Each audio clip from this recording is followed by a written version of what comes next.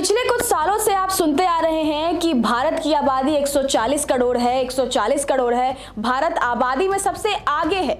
लेकिन अब आपको बोलना होगा कि भारत की आबादी 146 करोड़ है। जी हाँ, चौंक गए ना? लेकिन अब यही सच है। दरअसल संयुक्त राष्ट्र की एक रिपोर्ट ने सभी को हैरान कर दिया है। पहले आप ये टॉप 10 कंट्रीज के डेटास को देखिए, जिसमें पहले नंबर पर है इंडिया, यानी कि 46 बिलियन आबादी के साथ। दूसरे नंबर पर है चाइना 1.41 बिलियन। तीसरे नंबर पर है यूनाइटेड स्टेट 34 करोड़ की आबादी। चौथे नंबर की बात करें तो इंडोनेशिया है, जिसकी आबादी है 28.5 करोड़। पाकिस्तान की बात करें तो 25.5 करोड़। नाइजीरिया की बात करें तो 23.7 करोड़ और ब्राजील की बात करें तो 21.2 करोड़ की आबादी। वहीं बांग्लादेश की बात करें तो 17.5 करोड़ की आबादी है। रशिया की बात करें तो 14.3 करोड़ की आबादी है और इथियोपिया की बात करें तो 13.5 करोड़ की आबादी है।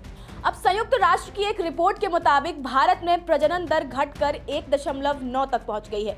ये आंकड़ा रिप्लेसमेंट रेट से भी कम है। देश की 68% आबादी कामकाजी उम्र यानी 15 से 64 के बीच के लोगों की है। इस रिपोर्ट के मुताबिक भारत 2025 में भी दुनिया में सबसे ज्यादा आबादी वाला देश बना रहेगा। 2025 में देश की जनसंख्या 1.46 बिलियन तक पहुंचने का अनुमान है। यूएनएफपीए की इस रिपोर्ट के जरिए यह भी सामने आया है कि भारत के लिए आने वाले दिनों में एक गंभीर चुनौती सामने आ सकती है। रिपोर्ट में बताया गया है कि भारत की प्रजनन दर रिप्लेसमेंट रेट से नीचे आ गई है। यूएनएफपीए ने हाल ही में state of world population SOWP report the real fertility crisis नाम की एक रिपोर्ट जारी की है। रिपोर्ट में जनसंख्या की संरचना, प्रजनन क्षमता और लाइफ एक्सपेक्टेंसी रेट में अहम बदलावों की ओर इशारा किया गया है, जो बड़े जनसांख्यिकी परिवर्तन यानी डेमोग्राफिक चेंजेस का संकेत है। रिपोर्ट में पाया गया कि भारत की कुल प्रजनन दर घटकर 1.9 जन्म प्रति महिला हो गई है, जो रिप्लेसमेंट रेट 2.1 से नीचे है।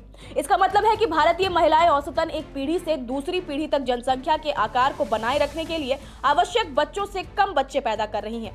भारत में जन्म दर में आई कमी के बावजूद भारत में युवा आबादी सबसे ज्यादा है। भारत की आबादी में 24% यानी 0 से 14 आयु वर्ग के युवा हैं। वहीं 17% हिस्सा 10 से 19 उम्र और 26% हिस्सा 10 से 24 उम्र का है। इसके अलावा देश की 68% आबादी कामकाजी आयु यानी 15 से 64 वर्ष की है। भारत में बुजुर्गों की आबादी रिपोर्ट के मुताबिक 65 और उससे अधिक, वर्तमान में 7% है। हालांकि आने वाले दिनों में लाइफ स्पैन में सुधार के साथ इसमें इजाफा हो सकता है। 2025 के आंकड़ों के मुताबिक भारत में जन्म के समय लाइफ एक्सपेक्टेंसी पुरुषों के लिए 71 वर्ष और महिलाओं के लिए 74 वर्ष होने का अनुमान है। आपको बता दें कि जनगणना यानी सेंसस एक आधिकारिक प्रक्रिया है, जिसके तहत किसी देश, राज्य या क्षेत्र की जनसंख्या, सामाजिक आर्थिक स्थिति, शिक्षा, रोजगार, निवास, भाषा आदि जैसे पहलुओं का विस्तृत आंकड़ा एकत्र किया जाता है। हर 10 साल में देश की जनसंख्या की गिनती के लिए सरकार जनगणना करवाती है। पिछली जनगणना साल 2011 में हुई थी, क्योंकि 2021 में देश कोरोना महामारी की आपदा से निकलने की जद्दोजहद में लगा हुआ था। भारत की जनसंख्या 2011 की जनगणना के अनुसार 121 करोड़ बताई जाती है, लेकिन एक अनुमान के मुताबिक ये जनसंख्या 140 करोड़ के पार हो चुकी है। ऐसे में अब देखना यह है कि संयुक्त राष्ट्र की इस रिपोर्ट और 2031 में होने वाली जनगणना में कितनी समानताएं देखने को मिलेंगी।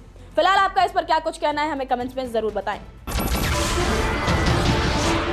नमस्कार, मैं हूं मानक गुप्ता। अगर आपको हमारा ये वीडियो पसंद आया हो तो इसे लाइक और शेयर जरूर करें और हाँ, हमें सब्सक्राइब और फॉलो करना ना भूलें, ताकि आप देश और दुनिया की कोई खबर मिस ना करें। तो जुड़े रहिए हमारे साथ और देखते रहिए न्यूज़ 24।